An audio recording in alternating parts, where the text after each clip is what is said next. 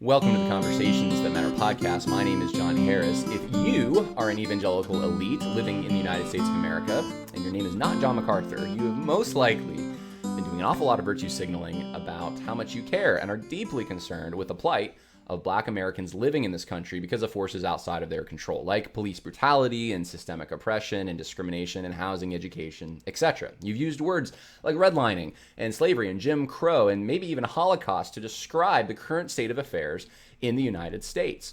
You've signaled your support for Black Lives Matter, maybe even marching with them, but you've been silent on their anti-Christian positions and beliefs. You've also been silent on what's happening throughout the world as far as Christian persecution, like in places like Nigeria, where it's happening at very high rates right now. And guess what? Those people are Black, but you haven't said much. You haven't said much about the skyrocketing homicide rates in areas where the police have backed off because of, well, the protests that you're helping fan the flames for. Those are Black people as well. You've also been silent, relatively speaking, on abortion and the plight of Black babies in this country because of a system set up by someone who wanted specifically to annihilate them. Haven't said much about that. But what you have talked about are cures for the problem of systemic oppression that involve taking down symbols of the nation's past and figures, creating multi-ethnic spaces within churches. In other words, doing what the Lord Jesus Christ said he would do in building his church, and instead of just seeking people who are unsaved and don't know Christ and sharing the gospel with them, specifically trying to attract people of a certain caliber, a certain minority status into your church to make it a place of quote-unquote reconciliation. Perhaps you've even talked about political solutions to this problem, like reparations and other socialized mechanisms for the redistribution of wealth to correct the problems of inequities from generations past. You've taken upon yourself to bear the responsibility of quote-unquote white people and Christians who lived even hundreds of years ago and somehow, in your mind, contributed to the current state of affairs. The one thing I really wish you would do, but you haven't, is talked about what the Bible says about this kind of a situation and what kind of remedies we can glean from biblical principles. Instead, you forwarded the same kind of talking points and the same myth that the New Left critique has been giving for, well, since the 1960s, really.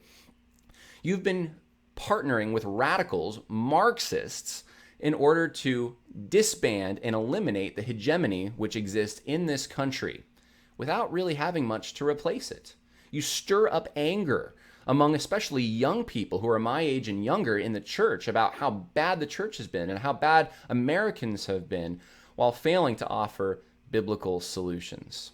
Well, consistent with the new evangelical tradition of partnering with evil and trying to find wisdom among the Marxists, Phil Vischer, the creator of the popular children's television program VeggieTales, enters the scene.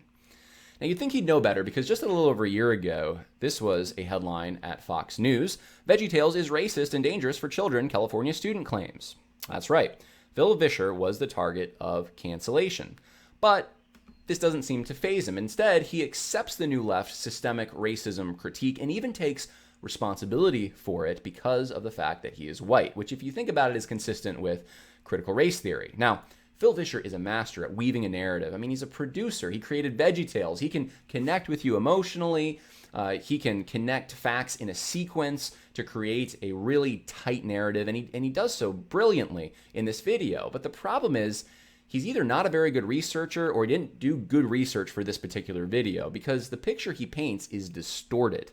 He draws lines between facts which do not correlate with one another, at least in a one-on-one relationship. He also attributes causes and motivations to certain state of affairs without considering other contributing factors. In fact, factors you'd think a Christian specifically should notice and talk about and address. And then at the end of the video, he doesn't even have a solution for any of the problems he brings up. He just says we're supposed to care. So he put all this work into this video just so we could care, which I guess that could give you a sense of moral superiority, but it doesn't feed or help anyone. And so I actually think the Bible gives us principles that can actually address this situation. I mean, at the very least, you can pray, Mr. Vischer, but it actually gives us principles for what we can do not just in the political scene either, but of course in the political scene as well. And so I want to point out the glaring oversights in his historical analysis. I'm going to walk through this video piece by piece, and then at the end I'm going to offer some biblical alternatives to the lamentation of Phil Vischer, which really doesn't get you anywhere. And so let's start at the beginning. We need to talk about race. Why are people protesting? Why are people angry? Slavery ended 150 years ago. The civil rights movement was 60 years ago. Racial discrimination is illegal now. Heck, we even had a black president. So why are people still upset? Okay, this is really important. He made a switch in a few seconds from let's have a conversation about race to let's have a conversation about why people are angry. And that's because there's an assumption that any discussion about race is going to be about conflict along racial lines. And this is why whenever someone says to you, well, you're just not afraid to have a conversation about race, you should probably respond with, I would be more than happy to have a conversation about race. Let's get our Bibles out. Let's talk about what race is, or people groups are, ethnicity is, sociolinguistic groups are from a biblical perspective. If you buy into this idea that any conversation about race is necessarily a conversation about conflict, you're already in systemic oppression land. And so they want to get the conversation started in that direction from the beginning and define any discussion about race as that's what it is. It's a discussion about conflict or reconciliation, which is also related to conflict somehow. We're going to go through history and we're going to look at some data, and we're going to go quickly so this video doesn't get too long. So hang on. These are two households in America. One is black, the other is white. Today, the average black household has 60% of the income of the average white household, but only 1/10 of the household wealth. Why does that matter? Well, household wealth helps send kids to school, helps launch small businesses, stabilizes loss of income, and helps families survive catastrophic events like divorce or unemployment. What's amazing about this number is that there are lots of extremely wealthy African Americans, movie stars, pop stars, 75% of the NBA, 70% of the NFL, Oprah, Tyler Perry, Ben Carson, Morgan Freeman, and there are a lot of extremely poor white families. Think of Appalachia and other parts of rural America. But even when we factor all that in, the average black household still has only 1/10 the wealth of the average white household. How did that happen? Now, that's a fair question, but probably a better question is why is it that after the civil rights gains of the 1960s, black unemployment went up, homicide rates went up, the black family started breaking down more? I mean, maybe some of these things can be factors that were significant in contributing to the disparities that Phil Vischer is talking about, but he never brings them up in the whole video, and I'm going to talk a little more about that later on. But it's still a fair question, but just because there's a disparity doesn't mean injustice is necessarily going on. Firstborn people tend to do better than their siblings. People in geographic areas like the suburbs tend to do better than those in rural and urban areas. In fact, Asians tend to do better than quote-unquote white people. Now, did I say Asian? Yeah, I did. And let me show you some charts on that because I think this is a good comparison to make because they also faced discrimination and barriers when they came here, just like every immigrant group did. In fact, some people, I've heard this said, that the barriers they faced were worse than the barriers that existed for African Americans. And I don't know how you quantify that, but they were certainly pretty bad.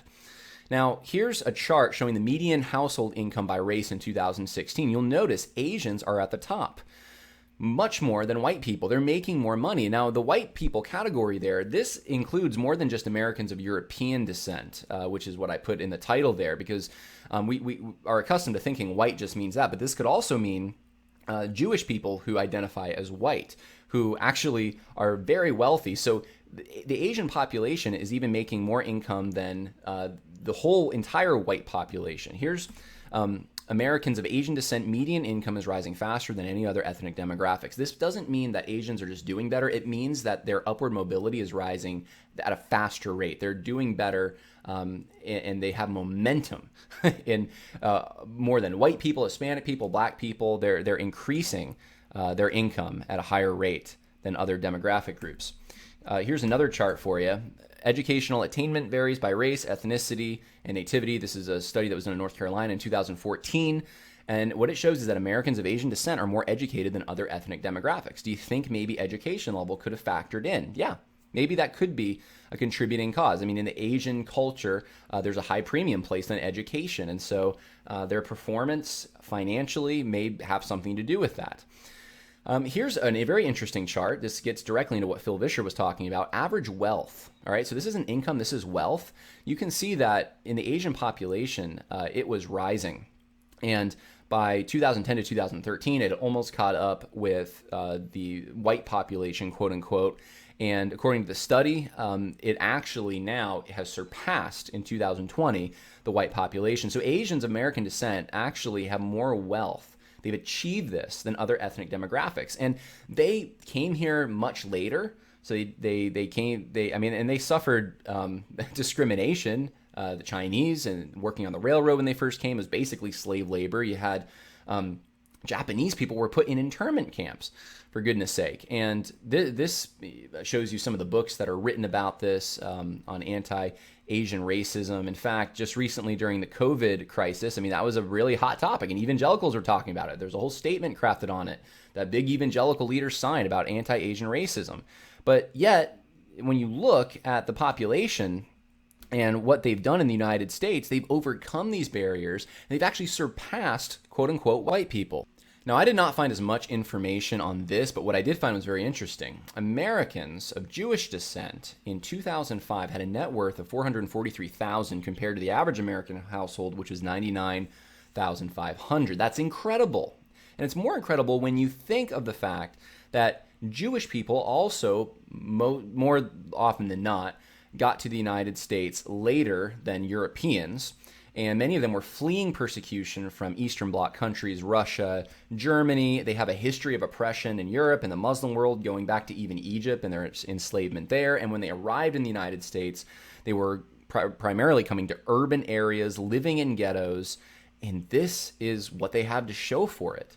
It's truly an incredible American story about the land of opportunity and about how they were able to flee to the United States and do well for themselves. In fact, Forbes puts out every year their top richest Americans. I think it's top 40. And in 2018, 5 of the top 10 were Jewish people. And I'm not sure because I'm not familiar with the ethnicities of those who are on the current list. But I think I saw 3 of these guys at least on that top 10. So, I mean, very much overperforming if we're trying to look at them in contrast to other ethnicities in the United States. And yet, there's a lot of books on anti-Semitism in America. In fact, I grew up in an area in the Catskill Mountain region, or near there, I should say, in New York, in which I was very familiar with this because the Catskill Mountains were actually they used to be referred to as the quote-unquote Jewish Alps, because Jewish people would go to the Catskills instead of the White Mountains or the Green Mountains, where discrimination prevented them from going there. And in fact, there's a resort I know of, it's where Hillary Clinton went after she lost the election, in the Catskill Mountains, that used to have a sign, "No Jews Allowed." And that was very common for even, 100 years ago. And so for Jewish people to get in these urban areas and then to do well for themselves like that is a truly American story. Now, here's another factor that I probably could have looked into more, but the data that I did find was very interesting because it shows that if there's a discrimination taking place against people in this country who are black because of the color of their skin, then it's not happening at the same rate, at least, among people that are black who are foreign born. Let me show you what I mean. Neilson said in a poll, a study, I should say, that they did, median household income for foreign-born blacks is 30% higher than U.S.-born blacks. Here's a study that was done by the Federal Reserve Bank of Boston in 2015, and it shows, and this is very sad, U.S. black people had a net worth of $8. $8. And Caribbean people who also happen to be black, who moved to Boston, had a net worth of $12,000. Now, this is fascinating to me. The Caribbean-born black people are doing better than Puerto Ricans, Dominicans, and other Hispanics, as you can see from that chart. Now, of course, there's a lot of rich white people, quote-unquote white people who are Jewish, people of European descent in Boston, and they 247,500, net worth. People who've been there, their families have been there, etc. But you can see that Caribbean people who also have the same skin color, probably even darker in some cases than many U.S. black people, they're doing better financially. And I'm assuming I would probably find upward mobility as well if we were able to track this over time. So what makes sense of that is why would white supremacists, quote unquote, or systemic racism discriminate more against people from the United States who are black? That doesn't actually follow or make sense. There's got to be some kind of another factor or complicated numbers of factors involved to make sense of that. I'm saying it's not all simplistic. Now, of course, we could also talk about religious groups. We could, I mean, there's so many ways you can cut this pie, but you could talk about how Jewish people do significantly better than other religious groups, financially speaking. Hindu people are second. You know where Southern Baptists are? They're way, way, way down on the list. Go towards the bottom of the list. That's where you'll find the Southern Baptists. So it's very interesting. Are we supposed to say that Hindu and Episcopalians and Presbyterians and atheists and agnostics and Orthodox and especially Jewish people, that they're being favored by the system and the system is racist against Southern Baptists? Of course, it wouldn't be racism. It would be on the basis of religion. So it's some kind of bigotry. Not necessarily. There may be other factors that are involved in this. Well, here we go. What happened after we freed the slaves, after the Civil War ended? 9 states enacted vagrancy laws, making it a crime to not have a job. The law was applied only to black men. 8 of those states then allowed prisoners, the black men who'd just been arrested for not having a job, to be hired out to plantation owners with little or no pay going to the prisoners themselves. So, that's right, men who had been freed from the plantations found themselves right back on the plantations.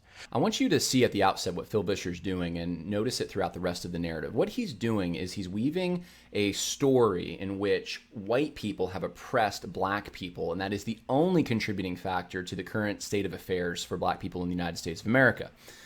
So it's a victimization narrative. Forces outside of the control of black people have oppressed them, and that's why they are in the situation they're in now, according to Phil Vischer. And it's our fault if we're white. Now, he starts it, interestingly, in the slavery and chain gang scenario. Instead of going back farther, he could talk about Africans who had set up slave markets before Europeans even got there, and tribal warfare. But if he did that, he would have to acknowledge some kind of complicity that existed in Africans. So it would actually kind of threaten the narrative he's trying to weave. And so he doesn't do that. He makes his starting point right when the Civil War is ending. And to me, that is significant because I was thinking about my own family, and not that it's an apples to apples comparison, because it's not. And if someone wanted to take me out of context and say that I'm making that argument, I'm not saying it's apples to apples. What I'm saying, though, is that most people can, if they look back in their history, find some persecution against members of their family. They stand in a tradition of some kind that has at one point or another gotten the short end of the stick. And so in my family, I think of some of those who came here because they were persecuted by the Church of England. They were pilgrims who came here. If I go back farther than that, I have reformers in my family. I'm a direct descendant of John Knox and other reformers who were persecuted. I can see on my southern side those who came here as indentured servants in Virginia and lived in poverty through the Civil War. They were burned out of their homes by Sherman's army. And then we get to really the 20th century before my grandparents finally make it into the lower middle class. My parents finally have bachelor's degrees. There was poverty before then. And so I could try to focus on these things and really weave a narrative that these things were just really barriers that were outside of the control of people in my family. And I could start to take on a victim mentality. That wouldn't do me any good, though. And I don't see that being emphasized in Scripture anymore. I mean, I can only deal with the things that are in my control. And this is where I think God's sovereignty comes into being. And this is the story of Joseph we usually use regarding this. Someone who really was a victim, who rose because of God's grace upon him. But God does have a plan. And I don't accept this narrative that replaces God's sovereignty with white privilege, or really looks at white privilege as this deterministic element. that punishes those who don't have it. Now, are there things like privilege for white people? Were there things like that in this country? Absolutely, there were. Does it explain everything we see today? No, it doesn't.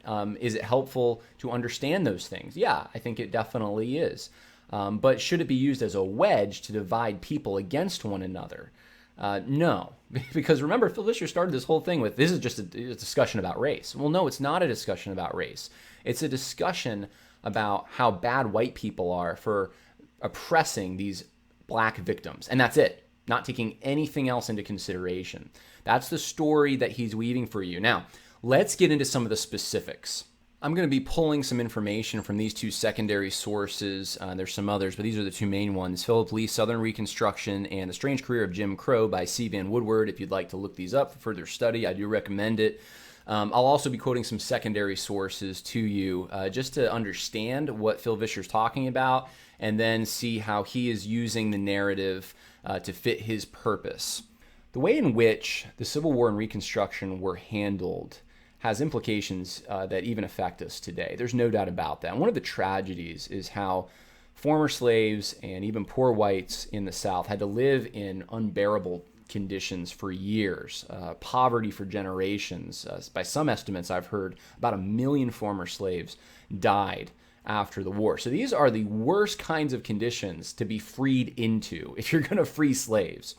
Robert Summers was an Englishman, so not Northern or Southern, an Englishman who traveled the Southern states in 1870 to 71, and he recorded his experiences in the book Southern States. And on page 153, he talks about how black people after the Confederate surrender were disorderly. His words, not mine.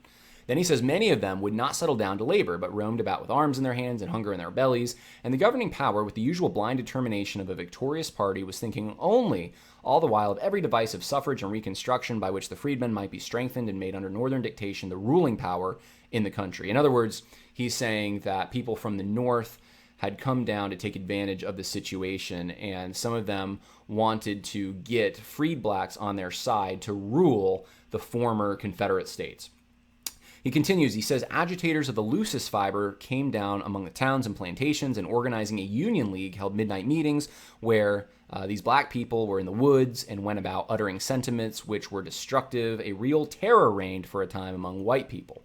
Now, of course, that's not the full picture, because situations like this ranged according to what region you were in. And that's one of the things that I think modern students of American history get wrong an awful lot, is they assume that the modern state of today with top-down solutions for everything that apply across the board was always in existence. And that's just not the case at all. And Reconstruction, that period, is a really good example of that, because there were a lot of differences between regions. But this is the kind of thing, what Summers describes, that gave rise to organizations like the Ku Klux Klan. And they were trying to fill what they considered to be a vacuum in law and order, etc., in certain regions. And so it was a terrible situation, and one that I wish could have been avoided. I think we all wish that. But this is part of our history. This did take place. And so one of the reactions to this kind of thing was also black codes, and which included, in some cases, vagrancy laws. C. Van Woodward, in The Strange Career of Jim Crow, on page 23, says that the provisional legislatures established by President Johnson, so he succeeded President Lincoln, in 1865, adopted the notorious black codes. Philip Lee says in Southern Reconstruction on page 41 that these codes itemized discriminatory rights of conduct for freedmen. They were, however, also adopted ostensibly to impel the many ex-slaves who had mistaken freedom for vagrancy to seek employment.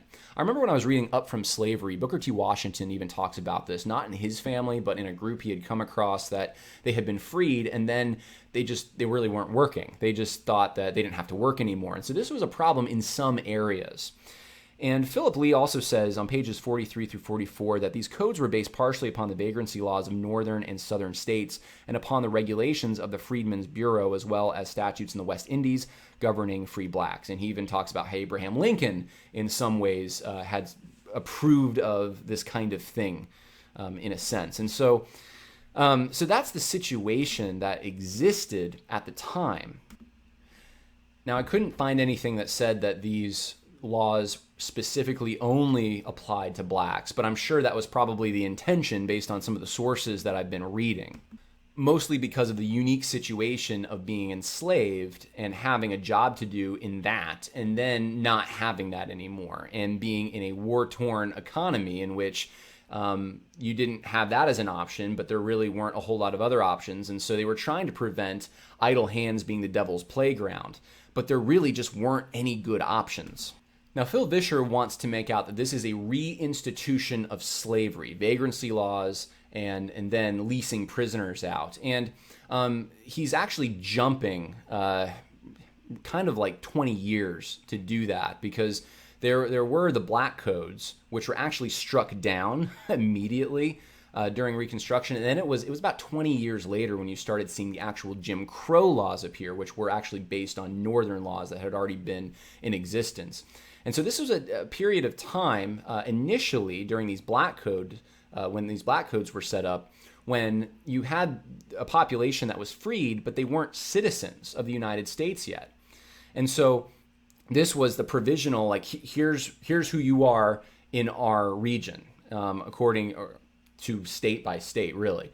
And some states didn't even adopt those, but the states that did.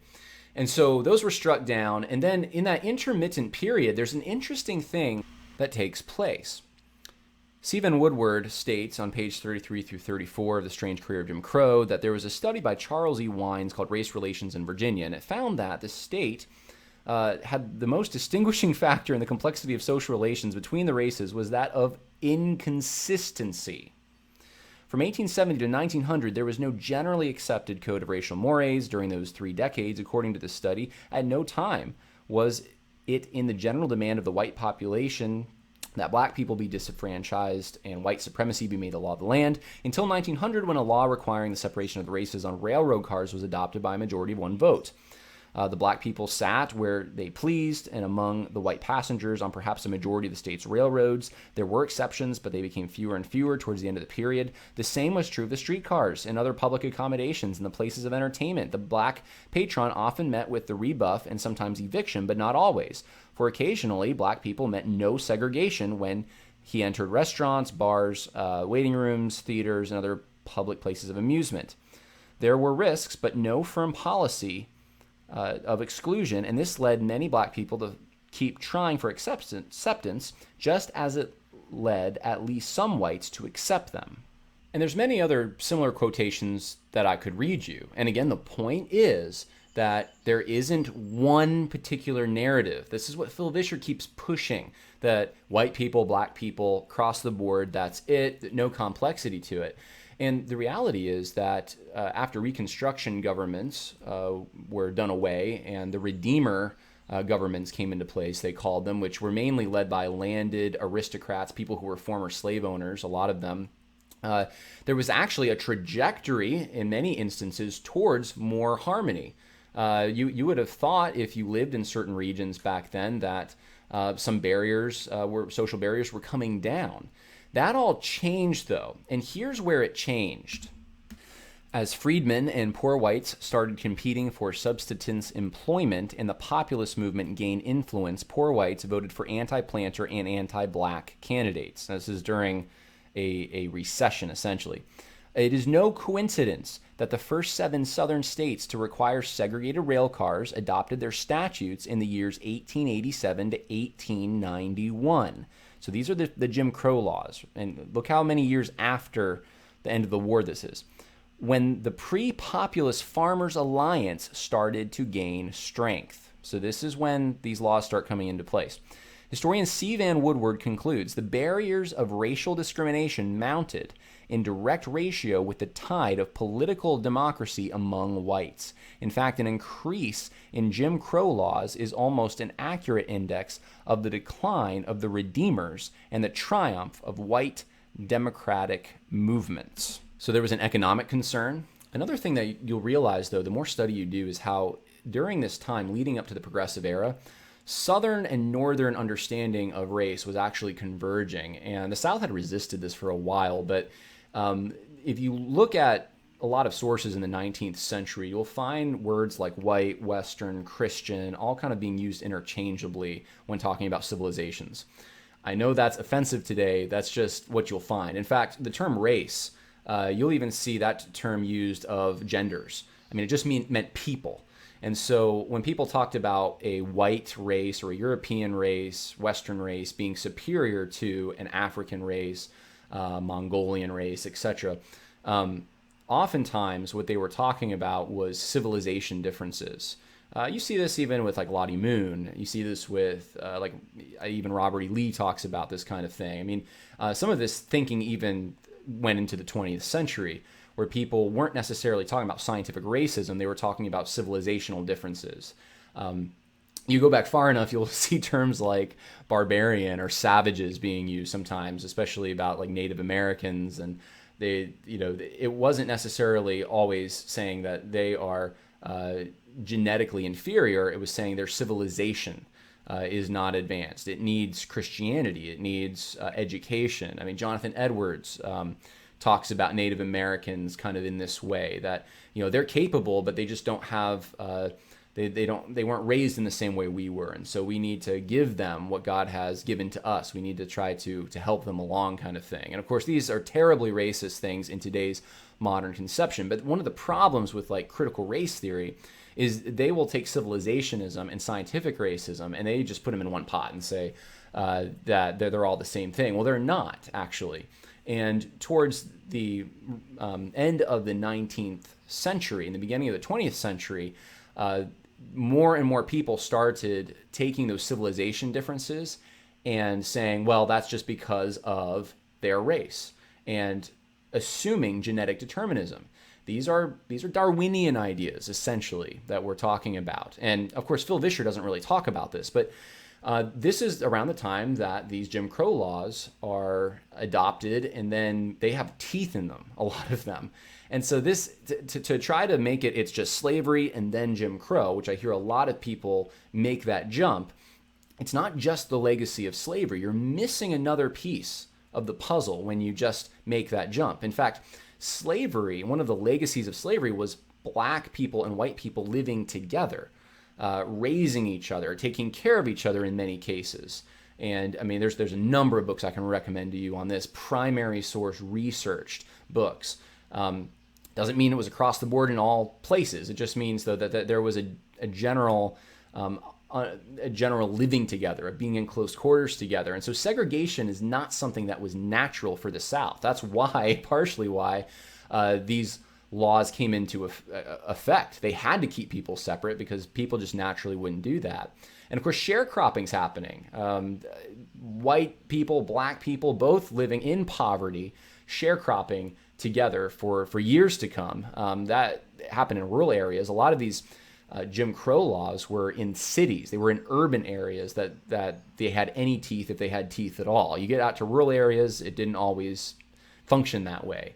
So it's a complicated picture. And that's kind of my point, is that to say that just all white people, this is what white people did to black people, that is a way overly simplistic explanation. Now, let's talk about this reinstituting slavery under convict leasing, which apparently is a one-to-one comparison. Michelle Alexander, author of The New Jim Crow, says that, and then so does, based on her work, Phil Vischer. What led to this? Because it was a really bad thing. But again, it was a problem that had to do with conditions at the time. Carl Schurz writes a report to President Grant in 1865 and says, hey, vagrancy is a real problem among slaves who have just been freed. They're not doing anything, is what he's trying to communicate to President Grant. His words, not mine. And what takes place is, in the state of Louisiana especially, you can find this story in Southern Reconstruction on page 141. The Union general there, Benjamin Butler, allowed Union-loyal planters in adjacent parishes to hire ex-slave as salary workers. So he's rewarding, in a sense, just those who were loyal to the Union. And Major General Nathaniel Banks takes over for him in 1862, and he extends the practice throughout the entire state.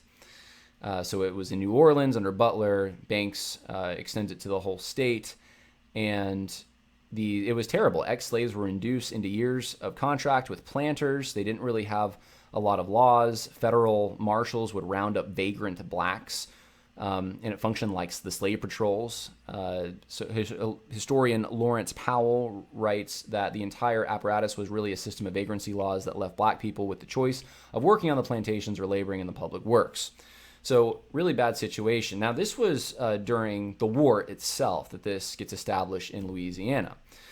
So what takes place afterward? What happens, and why does this system sort of expand? Well, you can find this in C. Van Woodward, Origins of the New South, a different book, page 212. He says, among the institutions of the old order that strained to meet the needs of the new, none proved more hopelessly inadequate than the old penitentiaries. The state was suddenly called upon to take over the plantation's penal functions at a time when the crime was enormously increasing. The strain was too great. One after another of the states adopted the expedient of leasing the convicts to private corporations or individuals. In Louisiana, the convict lease system had an antebellum origin. In other southern states, it was introduced by provisional or military governments and retained by the carpetbaggers and redeemers. And so, of course, we just read about what happened in Louisiana. So this system gets set up, and it's financial. It's because they're overwhelmed by the conditions in the prison system. They don't have a good option of what to do. And so this is what they set up. And it's not just black people. And that's one of the things that I think is missed here. This affected whites and blacks. Of course, those who have been enslaved, that now they're free and they don't have places to go, it's going to affect them more. But it affected both. And this has become part of Southern lore, the chain gang, that you even hear songs, Johnny Cash singing about the chain gang and stuff. Well, this is where this kind of thing kind of started. Additional laws prohibited mischief and insulting gestures, which allowed more black men to be arrested and created a huge market for convict leasing. Working conditions for these leased convicts could be worse than slavery because the plantation owner leasing the black prisoner had no long-term interest in his well-being. So Phil Vischer is probably right that the conditions on a prison farm would be worse than the conditions of slavery, and that would be for whites and for blacks who wound up there. He does talk about this concept of mischief, which is actually, it's malicious mischief. I don't know why he said just mischief. I looked at his source, and it's malicious, which is actually, there's a legal definition for that, which I'll give you in a minute, and insulting gestures. And he says that these two things were set up, I think he's saying, to broaden what could be convicted of so they could get you on something minor and then, put you on a prison farm. And maybe it would work that way. Maybe there are people who did that. But here's the thing. These are antiquated in our minds terms which actually have real meaning. And in the 19th century, these things would have been taken seriously. Malicious mischief is the willful destruction of personal property of another from actual ill will or resentment towards its owner or possessor. Though only a trespass at the common law, it is now a misdemeanor in most states. That is from the West's Encyclopedia of American Law, Edition 2, copyright 2008. And insulting gestures, I thought of Washington's army and how he didn't allow profanity, and so many states did not allow profanity during the colonial period up through the federal period and into the antebellum, postbellum periods. This is something that we've lost in our culture. Our blasphemy laws now are hate crime legislation. You can't say certain words that are, we have this blasphemy laws, they're just not, they're according to a different standard. But for Phil Vischer to use these things, I think he's playing a little bit on our presentist understanding of the terms mischief and insulting gestures. Those things are no big deal. Well, in the 19th century, those things could have been a very big deal. By the turn of the 20th century, every state in the South had mandated racial segregation by law, Jim Crow laws, which supported a social ostracism for blacks that extended to schools, churches, housing, jobs, restrooms, hotels and restaurants, hospitals, prisons, funeral homes, morgues, and cemeteries. White politicians competed with each other to be more strict and specific on segregation. For example, a law prohibiting blacks and whites from playing chess together. No interracial chess playing. That might lead to lawn darts. So it's important to remember, once again, this is not during the modern state. This isn't one size fits all, big brother's going to come crash your door down if you don't obey the law. There were different customs and traditions and ways these laws were enforced depending on where you were, urban versus rural. In fact, the farther west you went, it was more severe. The farther east, probably the more lenient. Let me read for you. This is from a hardcore abolitionist, member of the Secret Six, right? So he wanted slave insurrections in the South. His name is Colonel Thomas Wentworth Higginson, and he went down south in 1878. And he was in Virginia, South Carolina, and Florida. And this is what he said. He said he found a condition of outward peace and wondered immediately if there did not lurk beneath it some covert plan for crushing or re-enslaving the colored race. If so, he decided it would show itself in some personal ill usage of the blacks, in the withdrawal of privileges and legislation endangering their rights. But he reported, I can assert that carrying with me the eyes of a tolerable, suspicious abolitionist, I saw none of these indications. He had expected to be affronted by contemptuous or abusive treatment of black people. During this trip, however, he wrote, I had absolutely no occasion for any such attitude, nor was this due to any cringing demeanor on the part of the blacks, for they show much more manhood than they once did. He compared the tolerance and acceptance of black people in the South on train and streetcars, at the polls, in the court and legislatures, in the police force and militia, with attitudes in his native New England, and decided that the South came off rather better in the comparison. How can we ask more of the states formerly in rebellion, he demanded, than they should be abreast of New England in granting rights and privileges to the colored race? Yet this is now the case in the 3 states I name, or at least if they fall behind in some points, that they lead at some points. And so 6 years later, that would be in 1884, in a review of the situation in the South, Higginson found no reason to change his estimate of 1878. So this is in The Strange Career of Jim Crow, pages 35 through 36. Here's one more. I'll just read this one more to you. In the year 1879. And there's some testimony from Sir George Campbell, a member of Parliament, so English, traveled over a large part of the South with race relations as the focus of his interest. So he's looking for what conditions are like. He says that he was impressed with the freedom of association between whites and blacks, with the frequency and intimacy of personal contact, and with extent of Negro participation. Again, I don't use that word, he used that word, in political affairs. He commented with particular surprise on the equality with which black people shared public facilities. He reported some discrimination, but remarked that the humblest black rides with the proudest white on terms of perfect equality, and without a smallest symptom of malice or dislike on either side. I confess, surprised to see how completely this is the case, even as English radical is a little taken aback at first.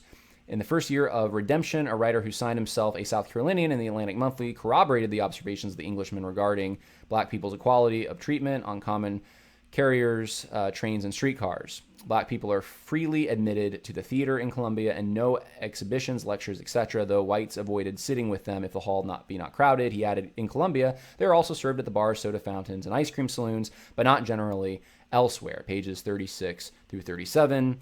Of The Strange Career of Jim Crow. Again, this didn't hold throughout time in every place, and it wasn't in every region at every time. But these conditions did exist. This is even, Higginson is writing, he's even reviewing some of this stuff while Jim Crow is in effect.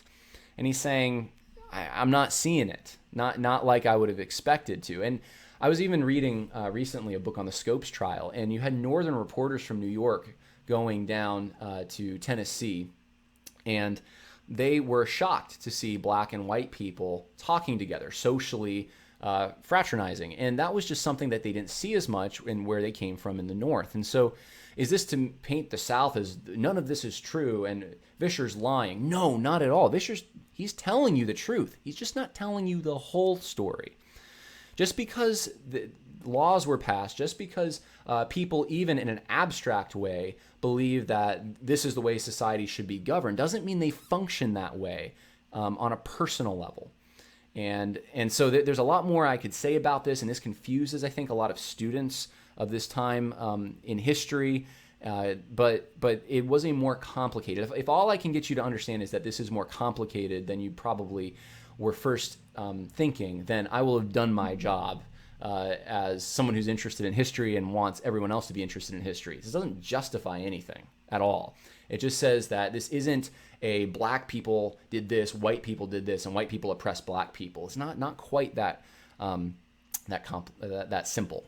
In 1896, the Supreme Court ruled that these Jim Crow laws were perfectly legal because they, quote, reflected customs and traditions and, quote, preserved public peace and good order. At this point, I just want to point out one of history's ironies.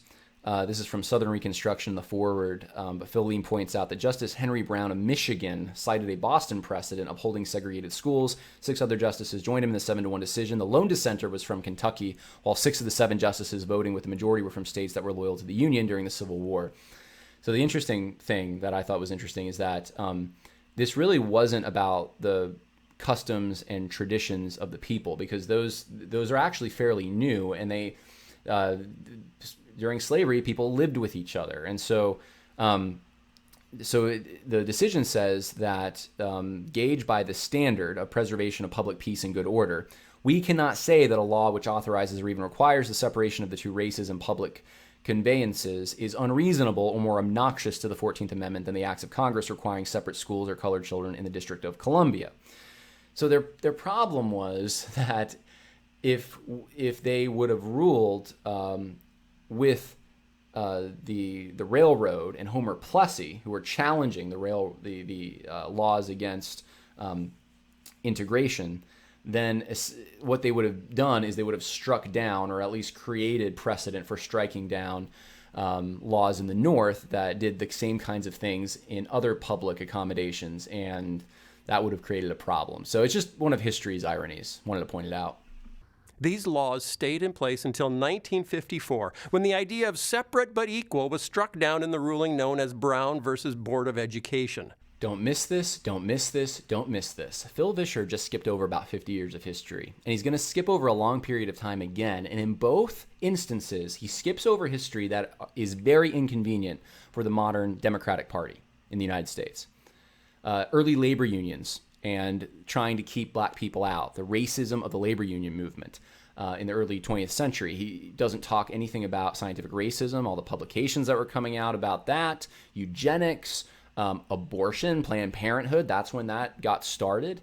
Doesn't talk about the race riots of the World War I era either, which is peculiar to me a little bit. But the modern Democratic Party has ties to labor unions and has ties to abortion and Planned Parenthood. So you would expect a progressive not to talk about those things. Why would a Christian like Phil Vischer, though, not want to talk about those things? Those are pretty significant things, wouldn't you say? I mean, let's just compare the numbers. How many black people have died as a result of abortion versus other ways in which lynching or, whatever other ways that black people have died, police shootings? I mean, there's no contest. There's no comparison. He doesn't talk about it. It's interesting to me. The other thing that's interesting that he doesn't talk about is, yes, though there were Jim Crow laws on the books, very true, actually conditions were improving in some ways for black families. And I just want to point this out. This doesn't whitewash anything.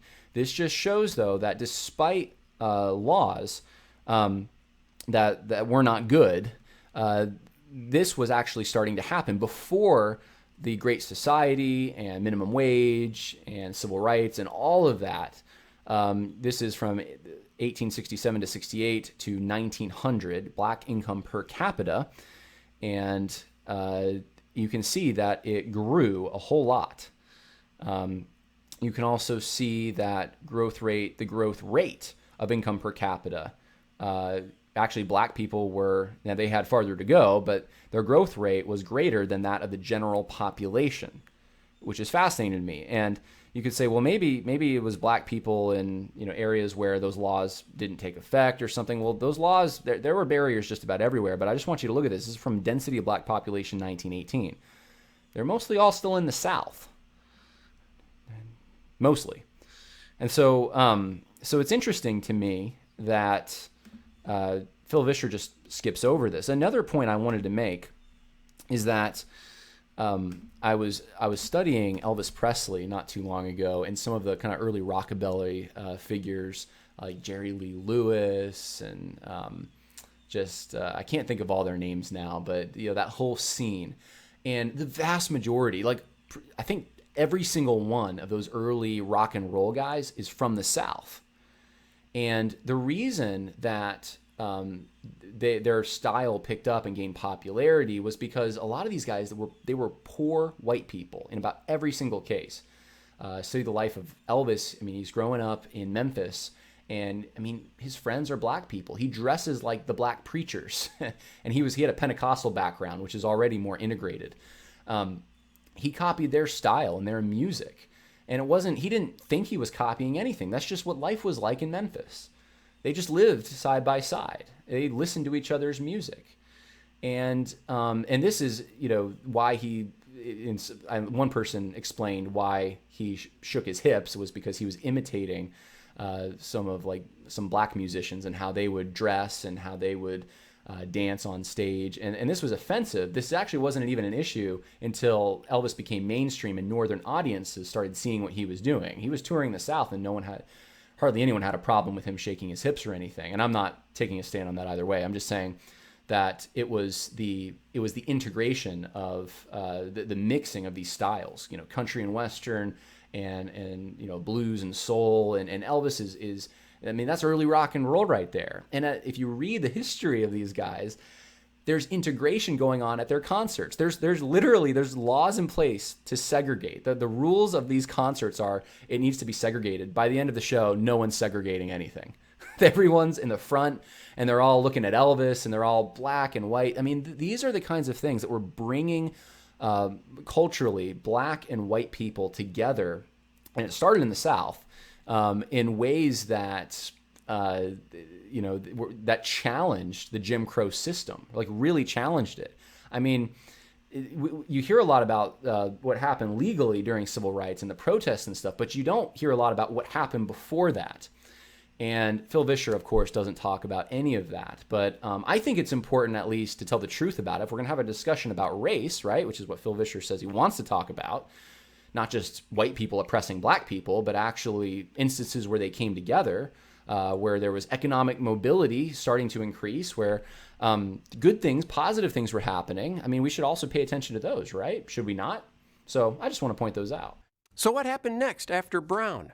Well, in 1956, the Southern Manifesto was signed by 101 out of 128 Congress members from the South, pledging to maintain Jim Crow by all means possible. This is another situation where Phil Vischer's oversimplifying things to forward his narrative. Now, there's some truth in what he said, no doubt, but he gives the impression that anyone who would want to oppose Brown versus the Board of Education was just doing so because they wanted Jim Crow, and that's it. And so this isn't exactly the case. In fact, Eisenhower himself was very slow on this whole issue to force integration. Both the Democrat and Republican national conventions in 1956 debated the public school desegregation, and both of them came up with really weak statements about it. Neither of them really wanted to take a stand. There was kind of a general sense that, like I was talking about before with the young rockabilly guys, that culture was going to get rid of these things, but hearts needed to change. And that's even what Eisenhower said. You'll hear Billy Graham saying things like that from this time. And that forcing it wasn't the best way. The other issue was that, and I'll read for you part of the Southern Manifesto here, but there was a constitutional issue that, hey, wait a minute, was Brown versus the Board of Education actually constitutional? Even if it's morally right, is it legally correct? And if we can just start doing things illegally because they're morally right, then that can open Pandora's box. And so let me read for you something. This is from the Southern Manifesto.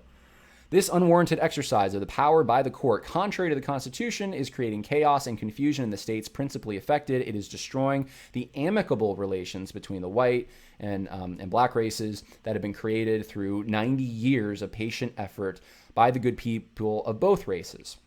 It has planted hatred and suspicion where there had been friendship and understanding without regard to the consent of the governed. Outside agitators are threatening immediate and revolutionary changes in our public school systems. If done, this is certain to destroy the system of public education in some of the states, with the gravest concern for the explosive and dangerous conditions created by the decision and inflamed by outside meddlers. We reaffirm our reliance on the Constitution as the fundamental law of the land. We decry the Supreme Court's encroachments on rights preserved to the states and to the people, contrary to the established law of the Constitution. We commend the motives of those states that have declared the intention to resist forced integration by any lawful means.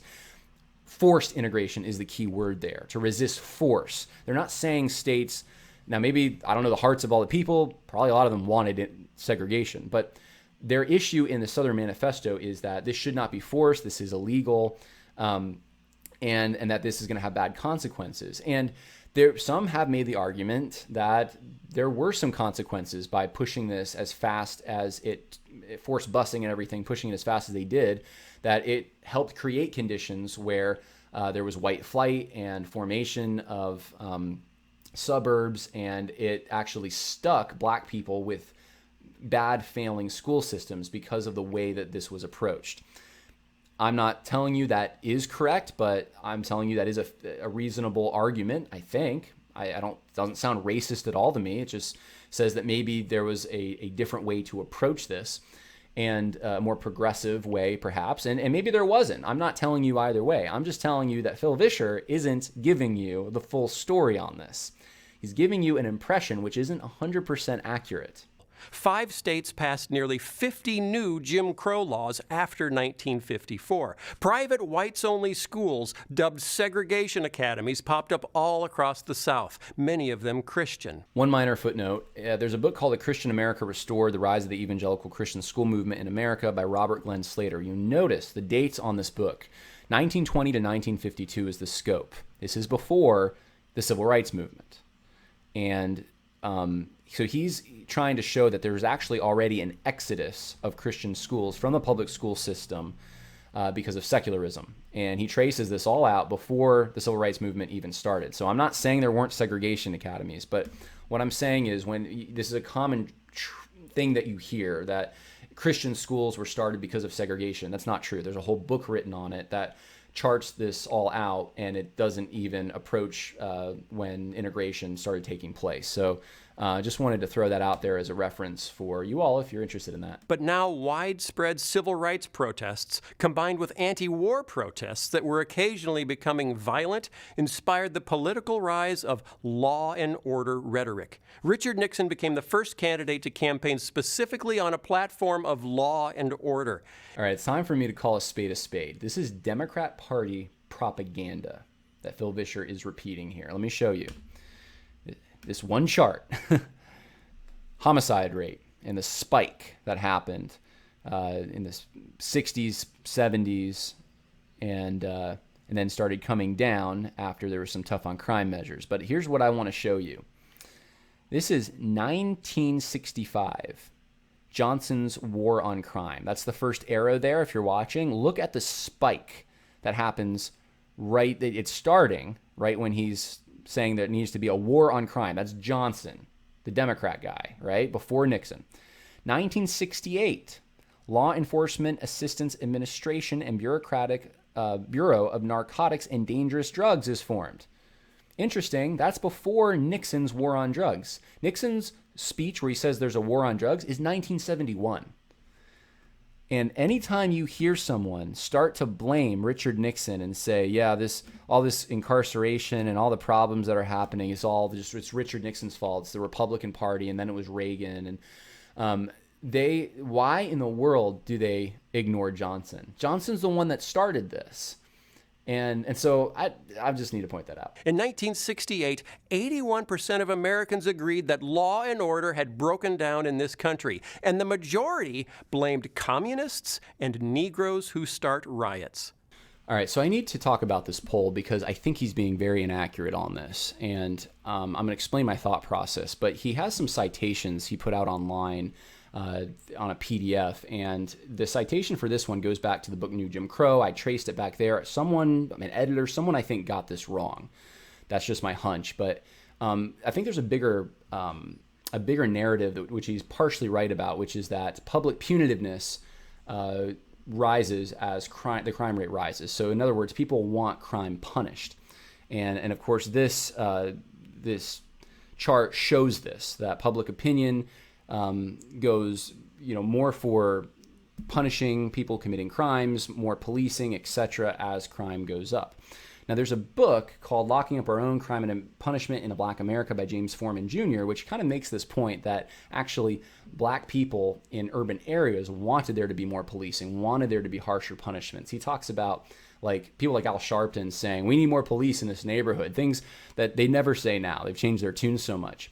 But it's an interesting thought that this was once the concern.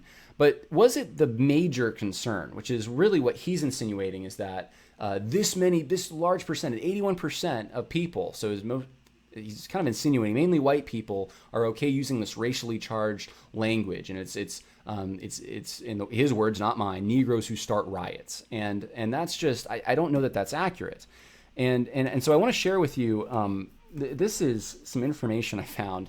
I tried to look for this. It was a Gallup poll in his citation. So I found a Gallup poll from 1969, which was a Gallup poll of black people, and it asked the question, do you think there will be riots by, their word, Negroes in our cities in the months ahead or not? Nearly 2/3, 64%, responded yes. So I guess black people were okay with that kind of language. And then Gallup administered 3 polls in 1968, and they all showed about 11%, 12% concern with riots. Guess what they showed was the concern level for Vietnam? 40 to 47%. Significantly higher. And so these riots, even the civil rights movement itself, for many Americans, this was a tangential issue. And so they were much more concerned about nuclear holocaust at that time. And that's what played a prominent part in the 1968 presidential campaign. And a lot of Democrats like to go back and say Nixon was it was racially coded language, law and order, and they make that as like that's all Nixon was about. They ignored what Johnson said, and they ignored the actual big issue of the day, which was Vietnam and communism. There's a Harris poll, and this is a poll I think he's referring to, that shows that 81% of American respondents agree that law and order has broken down. Now, there's a flaw in this poll, and I got this from a book called Sociology of Globalization by Carrie Yali Smith, I believe is how you pronounce it. And what she says is that this was actually a rigged poll. It's probably the most outstanding example of pollster misbehavior on the crime issue in the 1960s. Because they began by asking respondents a series of questions like, I want to ask you about some things which some people have said are causes of the breakdown of law and order in this country. For each, tell me if you feel it is a major cause of a breakdown of law and order or a minor cause. So they're starting off with the assumption that certain things are the causes of the law and order. So they're not giving you the option of thinking maybe this isn't a cause, or maybe the breakdown of law and order isn't an issue. They're not giving you that option in this particular poll. That's the poll Phil Vischer uses, I'm about 95% sure, to forward this idea that Americans are basically racist. It's sick. It's disgusting for him to use this kind of logic. And hopefully he's just ignorant. He's repeating things that he doesn't know anything about. But this is a rigged poll. And you can look at other polls that are more accurate that show that, that wasn't the perception of Americans during that time. Let's go back to household wealth. The average black household has 1/10 the wealth of the average white household. Why is that? Okay, he's switching now to make a connection. He's trying to say that the reason there was civil unrest, protests and riots, etc., is because black people have been racist against white people and they can't get homes and that kind of thing. Because the number one source of intergenerational wealth in America is home ownership. And from the 1930s to well into the 1960s, the federal government enacted policies to actively encourage white families to own homes and discourage black families from doing the same. In 1934, the Federal Housing Administration created a risk rating system to determine which neighborhoods were safe investment for federally backed mortgages. Black neighborhoods were deemed too risky, marked off in maps with red ink, in a practice now known as redlining. After World War II, a boom of new suburban housing was built all over the country, much of it restricted by deed to whites only. In 1948, 40% of new housing developments in Minneapolis, for example, had covenants prohibiting purchase by African Americans. So blacks couldn't live in white neighborhoods and couldn't get federally insured loans for black neighborhoods. Until 1950, the Realtor's Code of Ethics specifically prohibited selling a house in a white neighborhood to a non-white family. You could lose your realtor's license if you helped a black family buy a home in a white neighborhood.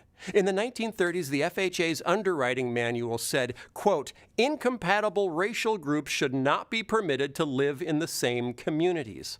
The FHA went on to recommend that highways would be a great way to separate black neighborhoods from white neighborhoods. The FHA funded huge white-only suburban housing developments, leaving blacks behind in inner cities. After World War II, the GI Bill provided subsidized mortgages to help millions of men returning from war to buy their first home. While technically eligible for the GI Bill, the way it was administered left 1 million black veterans largely on the outside looking in.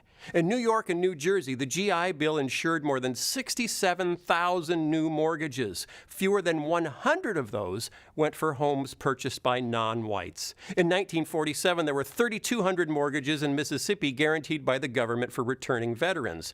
Of the 3,200, only 2 went to black veterans.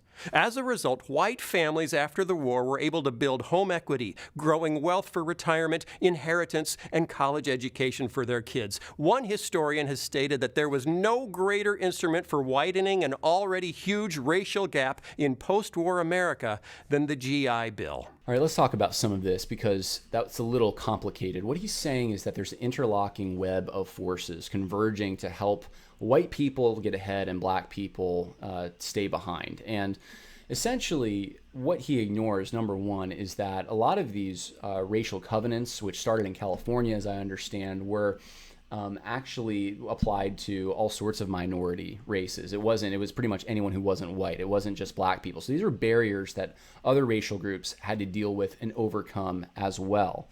Redlining itself, which is a term coined by a sociologist in the 1960s, was actually about investing. So the federal government wanted to look at, Federal Home Loan Bank Board wanted to look at lending, at backing mortgages, and it only wanted to do it if it could get a return on the investment. And so it asked the Homeowners Loan Corporation to look at 239 cities and create residential security maps to indicate the level of security for real estate investments in each surveyed city for mortgage support.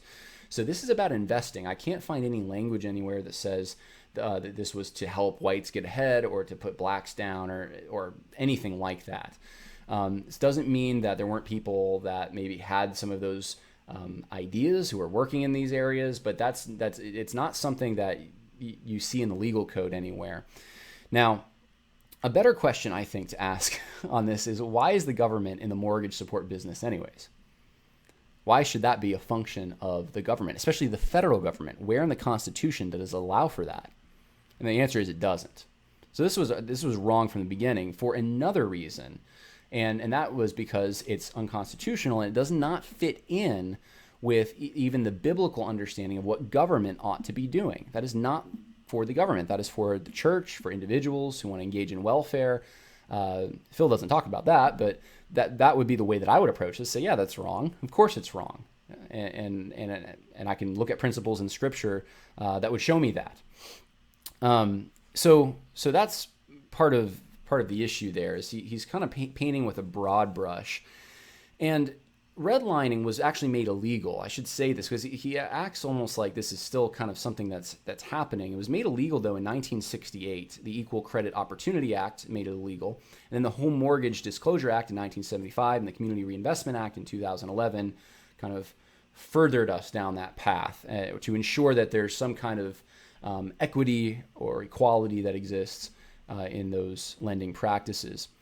Let me show you something that this is kind of an inconvenient fact in a way, but let me show it to you. I don't know how Phil Vischer would deal with this, but this is the Mortgage Lending in Boston, 1992 study, and this is what the study said. The information gathered in this study provides some insight into how this outcome emerges. Many observers believe that no rational lender would turn down a perfectly good application simply because the applicant is a member of a minority group. The result of this survey confirmed this perception. Minorities with unblemished credits are almost 97% certain of being approved. It was in 1992. And I'm sure the study was looking at previous years. Let me look at something else for you that you'll find interesting. This is another study from 1997, Black-owned banks' lending practices. And guess what? Black-owned banks rejected more black applicants and accepted more white applicants than even white-owned banks did. Or as far as the rejections, at least. They rejected more black applicants than white-owned banks did. Well, that's really interesting. These are banks owned by black people, and they're rejecting at higher rates their own people, black people, than white-owned banks are. So these are financial calculations that are being made. They're not necessarily all racially motivated calculations. Now, I'm sure Phil Vischer he's right about the GI Bill in some ways, but we should see it in the data, and I want to show you this. Owner occupancy rates by race, okay? So this is white households and black households. So who owns a household? And so the middle chart is just in general. The one on the left, if you can see that, is ages 25 through 34. The one on the right, ages 55 through 64. And you can see that there's always been a gap. And the one on the left does show that there seems to be in the 60s, and increasing throughout the 50s, the gap kind of widens. And that could be a result of the GI Bill. I don't know. That's very possible. But you look at the 1970s and especially in the 80s, it seems like it starts to narrow a bit, and then it's kind of stays almost the same. You see in the middle chart that the gap has essentially decreased. In the 1980s, it was the gap was tightest. And then on the one on the right, you can see for those that are ages 55 through 64, that gap is really decreasing quite a bit more than the others. And so this is very interesting to me because it's not a black and white picture like Phil Vischer wants us to believe. He speaks in such absolute terms, and you look at these charts and you realize it's not absolute. And this is even more interesting to me. Racial gaps in owner occupancy. So racial gaps in owner occupancy and family income. So the more income, the more likely someone is to own a home if they're black. And it approaches the same rate for white people. Same thing with years of schooling. The more schooling you have, the more likely you are to own a home. And so there's other factors here that Phil Vischer just doesn't even talk about. Are there contributing circumstances which would maybe break down family income? Well, yeah, there might be. The Great Depression actually disproportionately affected white homeowners. So there's just a lot of factors that go into this that Phil Vischer's not talking about. But in 1968, the Fair Housing Act was passed. And for all intents and purposes, the studies that I've just shown you seem to demonstrate that the problems that did once existed in this country, they don't exist anymore. And we can thank God for that. That's a great thing. But why is Phil Vischer bringing this up for today? And why people are angry? Why is he doing that? Haven't these things been corrected? And that's something that he doesn't really address, whether they've been corrected or not. He seems to assume that they haven't been. And then came the war on drugs. Inner city blacks were extremely vulnerable economically. The overwhelming majority of African Americans in 1970 lacked college degrees and had grown up in fully segregated schools. In the second half of the 20th century, factories and manufacturing jobs moved to the suburbs. Black workers struggled to follow the jobs. They couldn't live in many of the new suburban developments. And as late as 1970, only 28% of black fathers had access to a car. When a white man in Cicero, Illinois, just outside Chicago, sublet an apartment to a black family, the white community rioted, setting fire to the apartment building and smashing windows until the National Guard had to intervene. The result of all of this: in 1970, 70% of African American men had good blue-collar jobs. By 1987, only 28% did. All right, that's it. I'm calling it. This video is paid for by the Democratic Party. It has to be. I want to read from the source that Phil Vischer is referring to here, Social Theory, Continuity, and Confrontation by Roberta Garner and Black Hawk Hancock.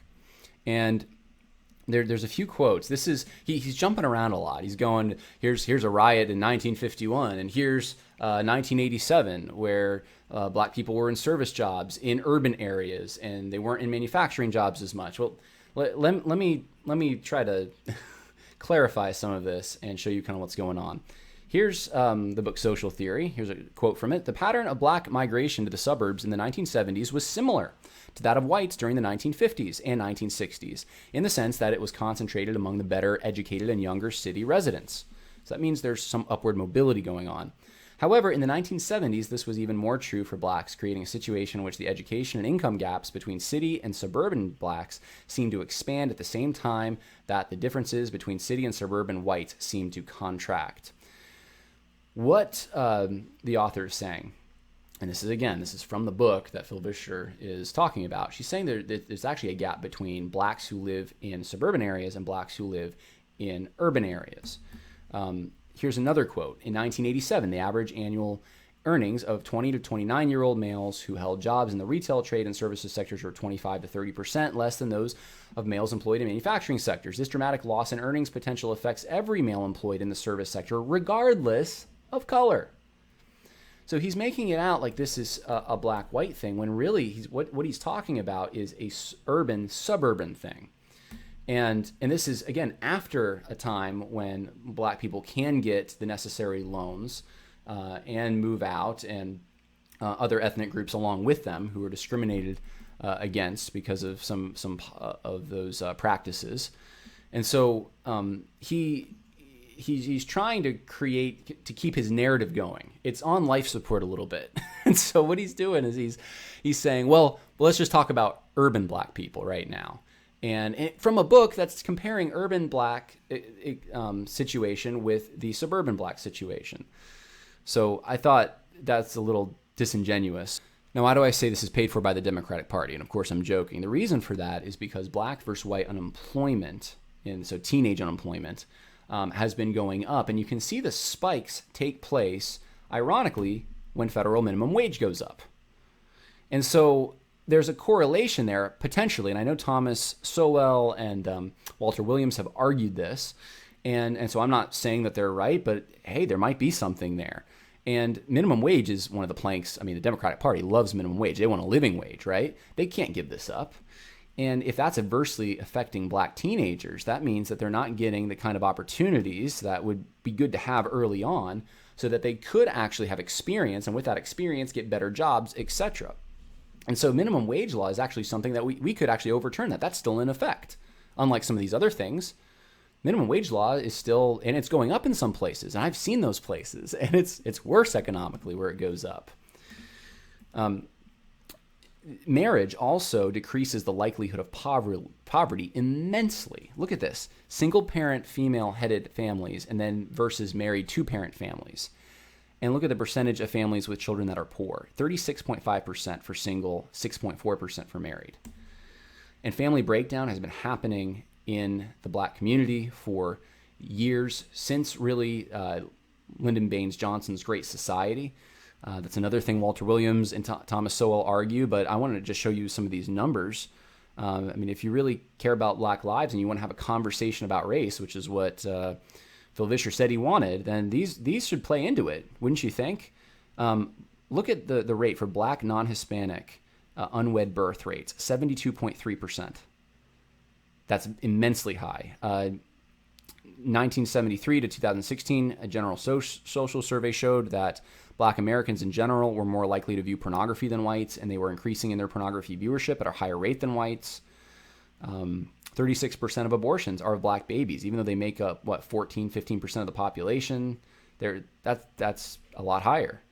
Here's a growth of unwed childbearing by race, 1930 to 2008. Look at the rate for black non-Hispanic. And I put there where the Great Society programs in 1964 and 65 started taking place. And you can see right after that huge spike in out-of-wedlock births.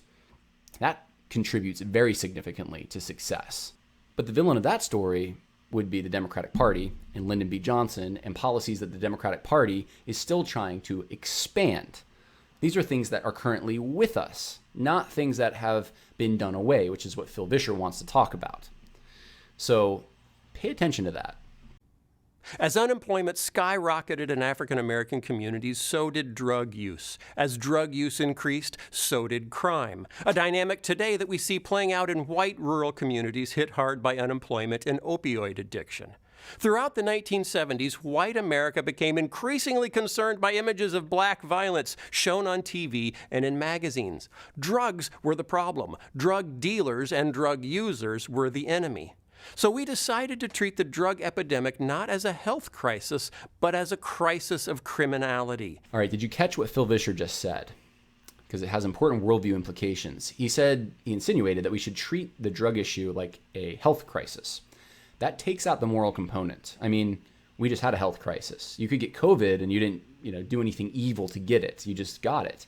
But if you're taking illegal drugs, you're making a choice there to do something wrong. And so I think that's important to recognize what Phil Vischer is doing. He's separating personal responsibility from this to create the idea that, black people who have done drugs and gone to prison for it or gotten in trouble for it, he's separating the personal responsibility component from that. And so they could be the victims of circumstance even if we treat it like a health crisis. So I think that's kind of significant. And we militarized our response.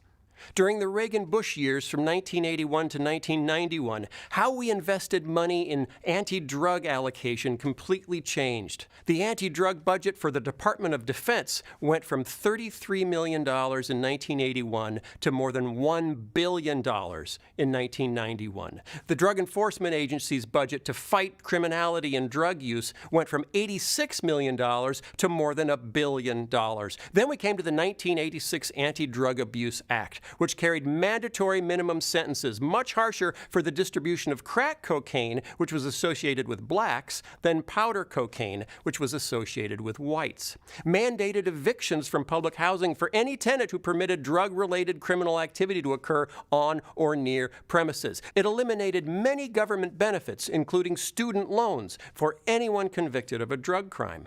The 1988 revision set a 5-year minimum sentence for possessing any amount of crack cocaine, even if there was no intent to distribute. Previously, it had been a 1-year maximum sentence for possessing any amount of any drug without the intent to distribute. Now, it might seem like we're picking on Republicans, so now it's time to pick on some Democrats. During the Clinton presidency, the funding for public housing was cut by $17 billion. At the same time, the funding for prisons increased by $19 billion. The number of Americans imprisoned for drug crimes exploded. In 1980, there were 41,000 Americans imprisoned for drug crimes. Today, there are more than 500,000, more than the entire 1980 prison population. Most arrests are for possession. In 2005, 80% of the arrests were for possessing drugs, not selling drugs. All right, Heather McDonald says in the book War on Cops that cities with large black populations had the greatest homicide increases, 54% in Washington, D.C., 72% in Milwaukee, and 90% in Cleveland. An additional 900 black males were murdered in 2015 compared with 2014, bringing the black homicide toll in 2015 to over 7,000, which is 2,000 more than the number of white and Hispanic homicide victims combined. She's saying that there's a problem in the inner cities, and that's what's causing this kind of militarization we're seeing. It's not necessarily drugs that are causing this. It actually could be violent crime that's causing this. You remember this chart that I showed you earlier, punitive and composite crime rate? Well, this is the homicides rate right here, and homicide spikes, and people demanded some answers to that from the government. And of course, as the crime rate increases, people want some of these measures to take place. And so this also, I'm going to read you a quote from Locking Up Our Own. This also happened in the black community. This is from page 10 of that particular book. And it says that to a significant extent, the new black leaders and their constituents supported tough on crime measures. To understand why, we must start with a profound social fact. In the years preceding and during our punishment binge, black communities were devastated by historically unprecedented levels of crime and violence, spurred by a heroin epidemic. Homicides doubled and tripled in D.C. and many other American cities throughout the 1960s. 2 decades later, heroin would be eclipsed by crack, terrifying drug whose addictive qualities and violent marketplace caused some contemporaries to label it the worst thing to hit us since slavery. And so, especially in some of these urban communities, the crime rate was on the rise. Here's the percentage of black violent crime arrests in 2018, according to the Bureau of Justice, versus the percentage of black inmates, 2017, Pew Research, and black population. So you have a population of around 14%, and robberies, assault, weapons, total violent crime is around 38%. Inmates are below that. So this is the situation that's happening right now. Now, Bill Clinton got tough on crime in 1994, and to Phil Vischer's credit, he vilifies Bill Clinton a little bit, even though he's a Democrat. And I've noticed that's been like a popular thing now. People like to dump on Clinton more than they used to. I don't know why exactly, but maybe they're going to Me Too him. I don't know. But 1994 was criminal justice reform. Now look at the homicide. This is the homicide rate, how it plummets among black people during that time. That's incredible to me. But that was the effect. I mean, this is why the militarization occurred. Here are the latest statistics on the number of people being held on drug charges in United States jails. It is 16%. 120,000 people. I do not know. I tried to find out where he gets that number of, what did he say, 500,000, 500,000 people. It's 120,000. And you can check out the notes in this video if you want to see where I got that number. But to blame this whole police ramping up their, which they have, which I'm frankly a little uncomfortable with, but if you want to blame the whole situation of police ramping up their efforts on with new equipment and so forth on the drug war, that's not exactly accurate. That could be contributing to it. But that's certainly not the full picture of what's going on here. He talks about crack cocaine being more prosecuted, I guess, than regular cocaine. And the question that I have is, what about crystal meth?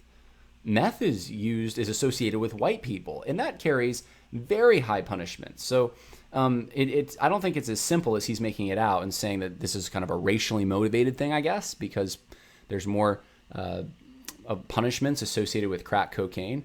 Once you compare that to crystal meth, I just don't know that that's the case. Crack cocaine is also different than regular cocaine. It is more powerful. So it would make sense possibly for there to be more punishment for it. So don't attribute everything just to race, which is what Phil Vischer is doing here. In a bizarre twist, we also militarized our police forces.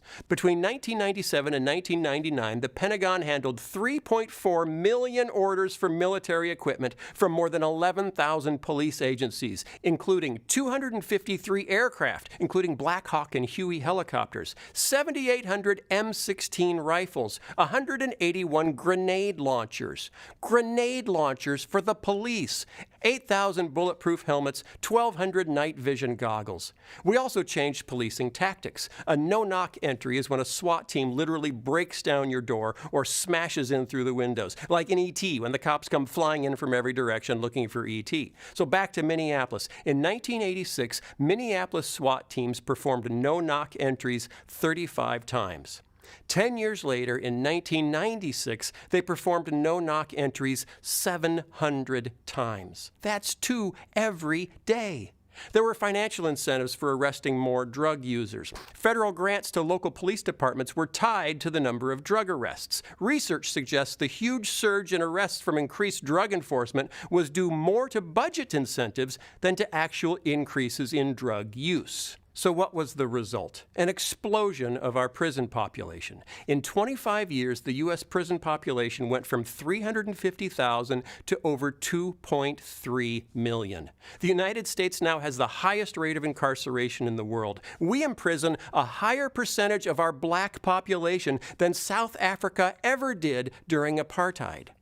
Data shows that the increased prison population was driven primarily by changes in sentencing policy. There was no visible connection between higher incarceration rates and higher violent crime rates. If you are a drug felon, you are barred from public housing. You are ineligible for food stamps. You're forced to check the box on employment applications marking yourself as a convicted felon. A criminal record has been shown to reduce the likelihood of getting a callback or job offer by as much as 50%. The negative impact of a criminal record for an African American job applicant is twice as large as for a white applicant. In 2006, 1 in 106 white men was behind bars. For black men, it was 1 in 14. For black men between the age of 20 and 35, the age where families are built, it's 1 in 9. Overall, African Americans and white Americans use drugs at roughly the same rate, but the imprisonment rate of African Americans for drug charges is almost 6 times that of whites. Okay, we're getting to the end of the video, and Phil Vischer is trying to seal the deal. He's repeating himself a lot more. He's harping on disparity, which I showed at the beginning. Disparity doesn't necessarily mean that there's some kind of bigotry motivating that disparity. There can be other reasons. For example, he's talking about, white people use drugs at the same rate as black people, right? But black people are imprisoned more for it. Well, it could be that there's more policing being done in areas where there's more violent crime, being urban areas, and there's more drug deals taking place in the sight of police officers. And there's more knowledge because there's more concentration of people than out in, let's say, Appalachia, where there's also drug use going on, but it's so spread out, and police aren't as aware of what's going on. I mean, there's things that you can attribute this to, which Phil Vischer, he's just saying it's race, race, race, race. That's the narrative.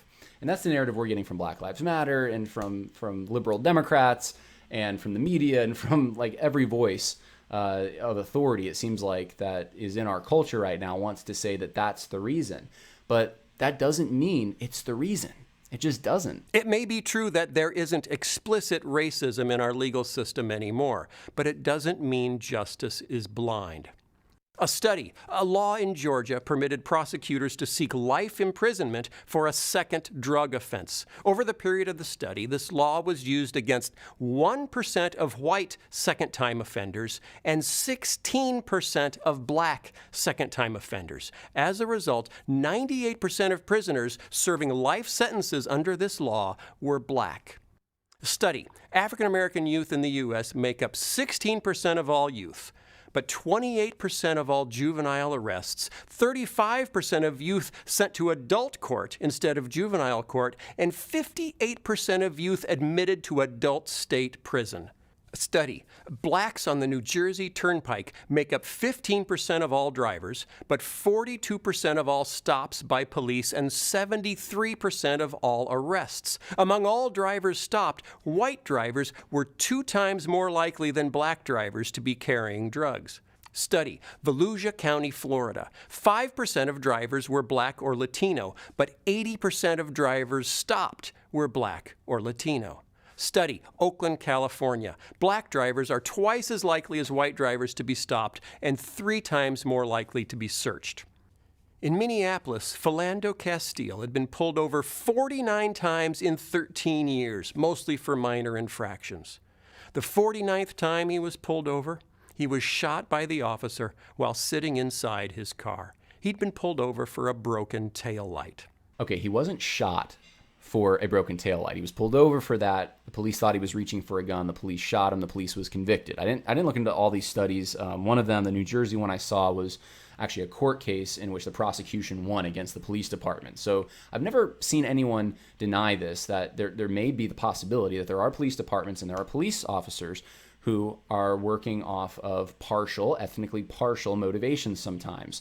I think more often than not, it's probably because they're profiling, even if it's subconscious, and they're looking for factors that may give them a probable cause, and then it might lead to an arrest or something. That's what they're looking for. And so sometimes those kinds of things do happen. It's not always because of racism. There may be other factors that are involved, but maybe sometimes they are looking at race, and they know maybe in this population there's a higher degree in this area of this kind of activity, and so maybe I'll find something. That is possible. So how do you, if that is the case, how do you remedy a situation like that? Because just showing disparities doesn't actually prove it. There are no racist laws on the books, as far as I know. You can show it to me. I'll oppose it with you. That leaves human hearts. So human hearts may be looking to be ethnically partial, and maybe there are evil motivations in some human hearts. That is perfectly possible. And so what do you do with that? Do you create more laws? How do you, there really is nothing you can do. You can make more severe penalties, I guess, but you're in danger of creating a situation in which police officers are doing what they're doing now, backing out of communities because of protests and so forth, and they're not policing as much, and now more people are dying because of crime. That is not a good outcome. I want to give a personal experience of my own real quick. I used to date my wife in a town that was very liberal in New York. We would meet there. It was kind of a midway point, and I remember getting pulled over there frequently, very frequently, even before I was dating her. When I would go through that town, I got pulled over. I bet you that I've got pulled over probably 10 times at least in that town. And it's not like I went there all the time. Probably actually more than that. And I remember I was searched twice. My car was searched. I was physically searched. I was asked if I had crack on me once. And I mean, look, I'm a white guy. I had, Second Amendment bumper sticker on the back of my truck at the time. I mean, I look like a conservative, and maybe they were profiling me because it was a liberal town. I don't know. I don't have any way of proving that. And I never really gave it much of a second thought. But there was something about, I guess, my truck or my appearance or something that made officers want to pull me over. It's just, I can't tell you what it is. Now, I could start, the wheels could start turning in my head, and I could say, well, look, this region seems to be more liberal, and I'm going to create, I'm going to do some work. I'm going to create disparities. I mean, I happen to know some other people in that town who had more, like they drove commuter cars or, Priuses, that kind of thing, or even people of other ethnicities who did not get pulled over, not once, even going to college there. But I got pulled over all the time. Why was that? I don't know. and there are differences. I used to do a job driving around a lot. I know there's a lot of differences in even police departments from town to town, and there's a lot of corrupt towns. I've seen that. So how do you deal with an issue like that? Phil Vischer wants to kind of make out like this is just a one-size-fits-all across the board. White people don't like black people. The police have been used as an instrument of white people to suppress black people. It's essentially what he's saying. And I just don't see the evidence for it. I don't. If you show me a disparity, it doesn't prove that. Chuck Colson's organization, Prison Fellowship, recently organized a manifesto that was signed by evangelical leaders asserting that our over-reliance on incarceration fails to make us safer or restore the people and communities who have been harmed. Unconscious bias seeps into schools, too, as white teachers often assume black students are less intelligent than they actually are. A gifted student usually has to be recommended by a teacher to move to a gifted track. When a teacher is black, an equally gifted white and black student have comparable chances of being recommended. When the teacher is white, the black student's odds of being recommended are cut in half. Are white teachers racist? No. Are they affected by bias? Yes, and it affects black students every day. The study Phil Vischer refers to is called Discretion and Disproportionality, explaining the underrepresentation of high-achieving students of color in gifted programs, published in 2016. And it says this in the findings: the black-white gap in gifted assignment cannot be fully explained by the relatively large number of control variables, including in our models. The persistence of this gap points to the need for additional research. Asian students are overrepresented in gifted programs relative to other students, particularly in math, even after including extensive control variables in the models also highlights an avenue for additional explanatory research. So those who did the study aren't sure exactly what it means. I had a hard time reading the study, concluding what it actually means, but Phil Vischer knows exactly what it means. It means that, I guess, there are white supremacists and people who aren't even white who've adopted ideas of white supremacy, I guess, or black inferiority, who are changing the outcomes of kids' lives because of the implicit bias that exists within them. And he's bought into the new religion. That's what he's doing here. He's bought into it's the new kind of providence. It's not God's providence. It's white privilege directs everything. I mean, he's making leaps and bounds here that he shouldn't really even be making, if you want to be honest with the data that we actually have. But he is so slanted into wanting to project this narrative. And the question is why? Why does he want to project that narrative? Why does he keep using the personal pronoun we, as in, I guess, white people, have been oppressing black people, that black people are victims perpetually of things outside of their control? And it's been that way since slavery and Jim Crow. It's still that way. Nothing's really changed. Racism doesn't ever go away. It just changes form. Why has he bought into that? I mean, it would stand to reason that there's nothing you can do if that's the case. I mean, all the gains that have been made, all the barriers that have been taken down, and still there's this huge problem. Then where's the beef? What do you do at that point? I mean, you can only change laws or change hearts, really. So unless socialism is the third way, start creating a rigged system to punish people who are supposedly the ones benefiting. Where's Phil Vischer going with this? So where are we? The average black household has 1/10 the wealth of the average white household. This didn't happen by accident. It happened by policy. We, the majority culture, told them where they could live and where they couldn't. Then we moved most of the jobs to the places we told them they couldn't live.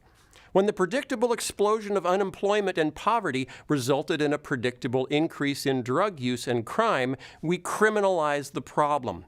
We built $19 billion of new jails and sold grenade launchers to the police. As a result, a white boy born in America today has a 1 in 23 chance of going to prison in his lifetime. For a black boy, it's 1 in 4. And that is why people are angry. Many people care deeply about these issues. Many have suggested solutions. Some of those have been tested, with results ranging from moderate success to abject failure. I'm not here to tell you what the right solutions are, because I don't know. I'm just here to ask you to do one thing. It is the thing that begins every journey to a solution for every problem. What am I asking you to do? Care.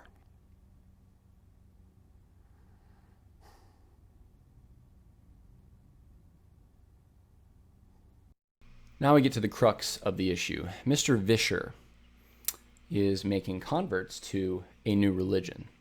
A new religion that says white people have original sin because of whiteness, and that providence is determined not by the will of God, but by white privilege, forces outside of the control of even individual white people. Apparently, it's a block group that has even the power to choose where to put jobs so that they're out of reach for black people. The free market apparently doesn't have anything to do with any of that. Geographic considerations, it's white people and the big conspiracy that white people have concocted to keep others down and to benefit themselves. This is 1619 Project. This is critical race theory.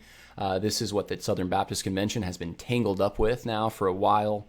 And it takes the power of personal responsibility and volition away from people who are quote-unquote victims, and forces that should be at least talked about in this case, like the free market, like God's providence, even smaller things though, like regional, cultural, family life considerations. How about government policy, minimum wage, Great Society, welfare programs? Apparently those things have nothing to do with the situation that we see today.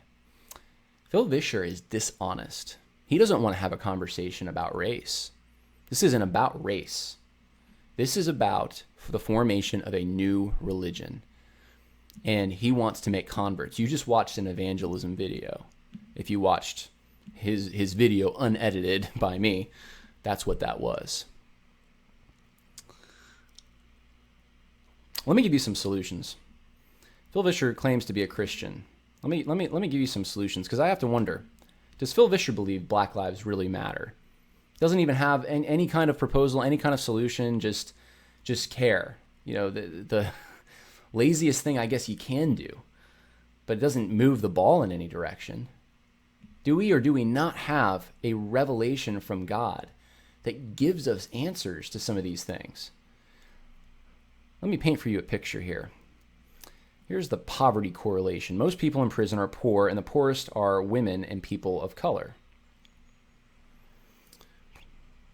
People who are in prison also happen to be poor people. You could look at it along those lines. You don't have to look at it along it's just racial or ethnic. Marriage decreases the likelihood of poverty. So stable families lead to successful children. Family breakdown, I showed you this early, is happening in the black community. And it has happened, especially skyrocketing since the 60s. What are some solutions? I'll give you actually one last quote, if I may, before I give you those. This is from Brookings Institution, which isn't exactly your conservative think tank. If an American teenager at least finishes high school, gets a full-time job, and waits until the age of 21 to get married and have children, they have a less than 2% chance of ending in poverty and an almost 75% chance of entering into the middle class. So what can we do to actually help this situation? These disparities, right? And I don't think the goal should ever be to necessarily eliminate a disparity. There will always be disparities based on all kinds of different factors, cultural factors being one of them. But we can certainly help people in their condition. That's what I think Scripture looks at people that way. It's not looking at status as much as it is condition. How are people doing? How are they living?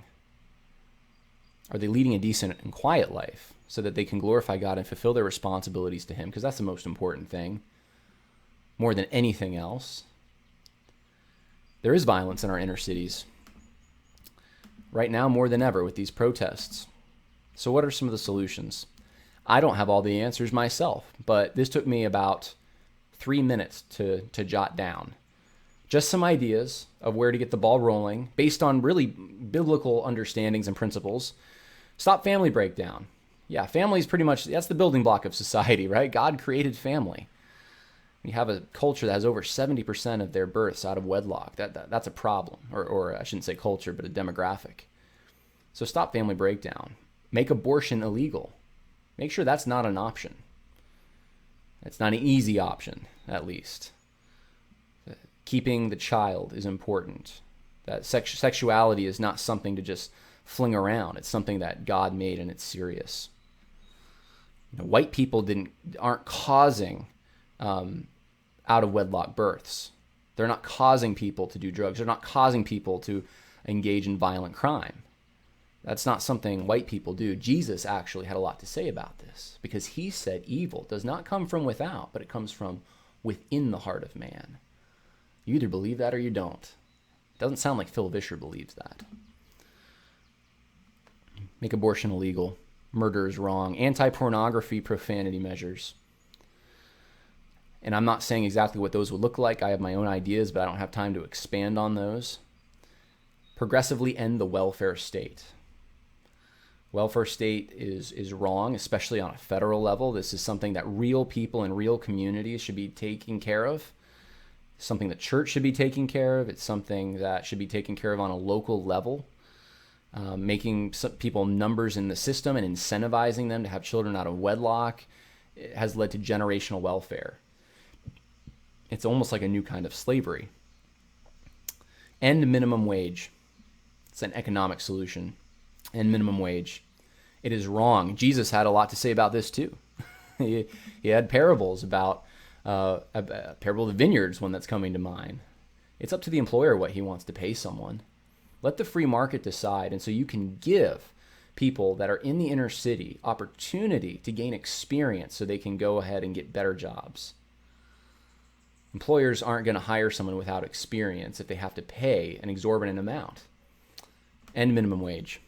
Education. Promote charter schools. Bring choice back into education so parents can take the responsibility for their children. This isn't the government's responsibility. It is the responsibility of parents to educate their children. So at least bring some choice back into the equation. Create alternatives to negative culture. And whether you want to, I don't really know what to call this exactly, but there's a culture that glorifies the demonization of the police and calling women crass terms and treating them terribly and Create alternatives. If you're an artist, start, get on it. Start glorifying things that are worth glorifying. I don't have all the answers to that. I don't know exactly how to do that, but if that's your field, then go for it. Send missionaries into these inner city places to start churches, and not to do the Thebonics thing that we talked about in the last episode of, trying to identify with someone based on oppression, and no, preach the gospel and then disciple people into what Jesus has commanded. How about criminal justice? We could make more severe penalties for certain crimes, so it'll be a deterrent to we could, I think bringing back the death penalty is a perfect example of this, but make it so things aren't tied up in court for years. If it's clear cut, you had the 2 or 3 witnesses, someone killed someone else and it was murder, bring back the death penalty. Make it so people won't want to kill others because they know what that's going to do to them. And bring back restitution-based punishment. So not rotting in a jail cell, working out so you can beat up police more, or just, losing all self-respect while you're there, and feelings of self-worth, just being a number in a system. How about bring back restitution-based? If you've stolen from someone, then create a mechanism whereby you can actually repay that person what you've stolen them. Have some success, take some pride in a way in what you've been able to accomplish, and return that which you have stolen. These are just some of my ideas off the top of my head based on biblical principles.